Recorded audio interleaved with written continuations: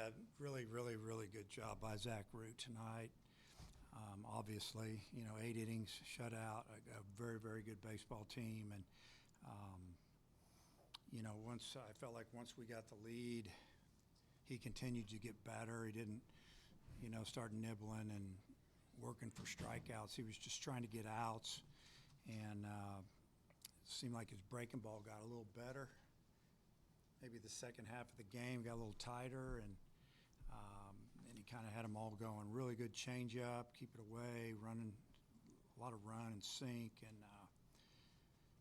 just did a really good job of getting the leadoff man out and throwing strike one, and got a double play ball. That was big there after we had just scored. I don't know what we had, maybe 5 runs there, and then they get the leadoff man on and gets a double play ball. Might have been a little later than that, but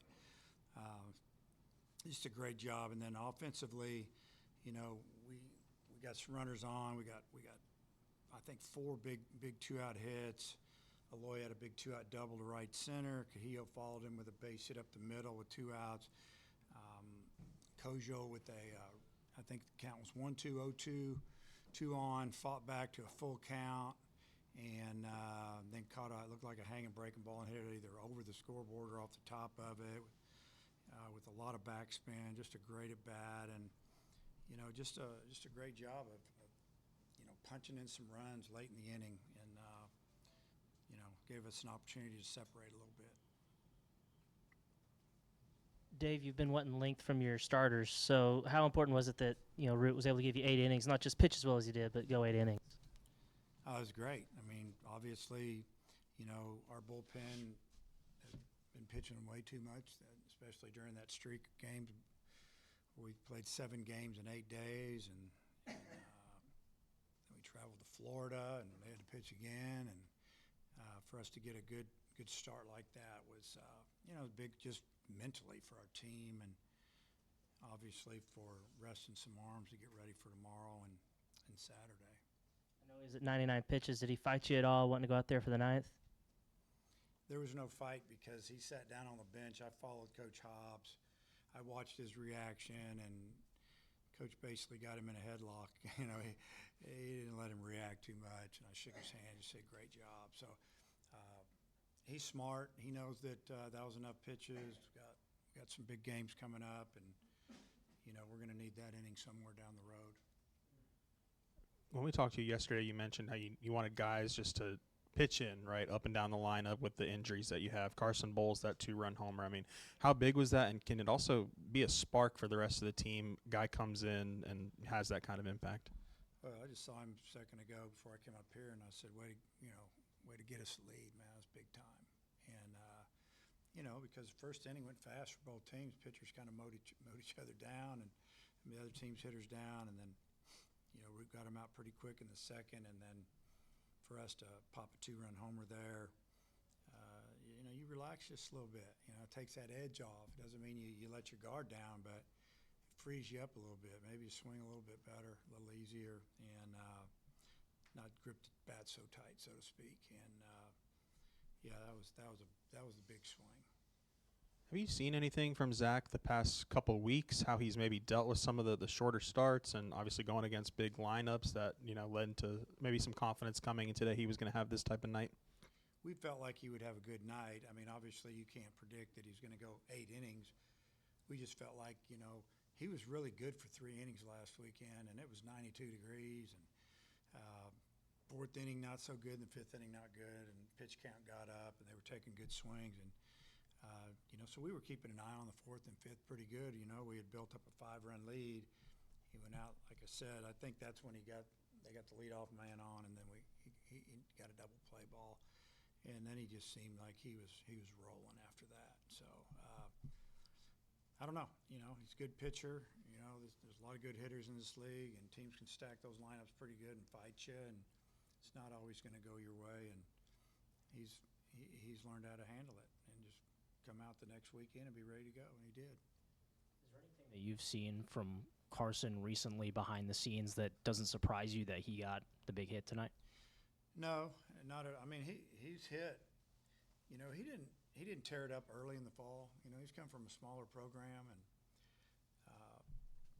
we were kind of like, hey, this guy's pretty good. We didn't know if he'd get in the lineup. We had other outfielders healthy, and Diggs came back healthy, and all of a sudden there may be 4 guys in front of him. You're thinking, this is a guy that, hasn't seen this level of pitching, but he put up big numbers at the Division II level, but he got stronger, and he's confident, and he knows the strike zone, and he doesn't swing at a lot of bad pitches, and so we thought, definitely going into spring he could help us, and had a little injury going into spring, got healed up a little bit, gave him an opportunity, and he's pretty much hit, so yeah, I mean, he's a really good player. Yeah. Obviously, like, he's been interchangeable in the outfield, but still being a backup to Maxwell tonight. So what was kind of the impact in the dugout when a guy who's, I guess, a backup gets that hit? I think that a lot of guys on the team think he should be playing more, and it's been tough not to put his name in the lineup every now and then, to be honest with you. And I can tell that they really pull for him because, he doesn't say anything about not playing, at least not in front of his teammates, and they think he's a good teammate, and they like him a lot, and they want to see him do well. You can just see that, Coach, we can see that. And so it was huge. He was pretty pumped when he hit that ball, and when he came to the dugout, team was really excited for him. I was just curious, the last time you've seen an EFIS pitch in a conference game? Say what? An EFIS pitch, last time you've seen that in an SEC game? I don't know. I can't remember the last time I saw one, Little League, I think. I probably threw it. Who knows, goofing around. But, yeah, caught me off guard. We threw the first one, and I heard that he threw it. One of the coaches always threw with this crazy pitch. I didn't realize he was talking about that. The first one looked like the ball just slipped out of his hand, but then you weren't sure, and then he threw 2 more, and one of them worked. So maybe he threw 3 more, but yeah, that was an interesting pitch. And I guess, you can get a guy out front like that and get a swing, or even if you don't throw it over the plate, it's in the hitter's head that he's got that pitch. So, yeah. Speaking of Riojas, he had a lot of pitches, Yep. and I'm wondering what your approach was. He hasn't been hit like this in his career. Really, you just mentally, we tried to, pick a zone. Like, are we going to just stay looking in? Are we going to just look away and we give up the other part? If we're looking away, just sitting on that outer third, at least till 2 strikes. Because when you throw 4 and 5 pitches for a strike and you command them well, it's hard to hit them. I thought our guys did a really nice job of hitting a couple of mistakes. When he elevated and left those sliders up, they popped him twice. And then he started coming back with that fastball a little bit. He's trying to get us in. And he hit a guy, hit a batter, and just didn't command it well enough. His pitch count got up, and obviously they went and got him. But yeah, it's tough it's tough to game plan on a pitcher that can throw 4 pitches where he wants. Winning game 1, just in the setup that's going on for this series, winning game 1, just how big does that turn out for you? Well, it's just like I told the team, that's just one game, and we've been here before, so you still got work to do, but it obviously relaxes you a little bit, maybe takes a little pressure off of you. But if you lose tomorrow night, you're even up going into game 3. So, but I mean, there's not a coach around that'll tell you, yeah, we'll go ahead and I don't care if I win game 1. It makes you feel a lot better. It gives you some confidence as well. Seeing how your team came out tonight, in retrospect, do you think maybe having Tuesday off was a good thing for them? Yeah, that didn't hurt us at all because we got to practice as a full team. I mean, we stretched as a full team, which pitchers, position players together with our strength coach and the coaches all around. We did it in the indoor because it was raining. Weather was a little rough, and we worked on team defense and team things. The team got to be a team because a lot of times you're separated, and then you're just playing all these games, and you have to give them a day off on Monday, and it was good. It was good to have a team practice. Then we had a little conversation with coaches and, some things we need to do, or we sat around and talked for 15, 20 minutes. As a matter of fact, I had them sit down, and I talked to them, and I sat in a chair. So it was different. It was just good having everybody there and be able to talk to them a little bit. Dave, obviously you like 2 and 3-run home runs, but how nice was it to see that 4th inning where you got several singles and the double and everything like that? Yeah, you got to be able to score different ways. Obviously, I've said it for a long time. In the SEC, you got to be able to hit the ball over the outfielder's head. And what I mean by that, you got to have some guys that have some power because it's really hard to score a lot of times. It's hard to get 3 hits in an inning off these type of pitchers. But you also, if you can punch in some runs with 2-out double and 2-out single, and Thomas had a single over the third baseman's head, and it was a great inning for us. I mean, the homers are quick; it happens fast. Everybody's all excited.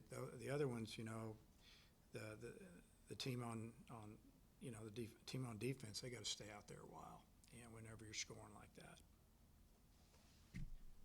Yeah, just to clarify on what you said about Gabe Frazier on the pregame radio, is his back, is that kind of the biggest problem that's been giving him issues, and are you planning to keep the right side of the infield the same tomorrow? Yeah. We're the walking wounded right now. It's amazing. So we'll just keep play with who we got. All right, Coach. Thanks All right, see you guys.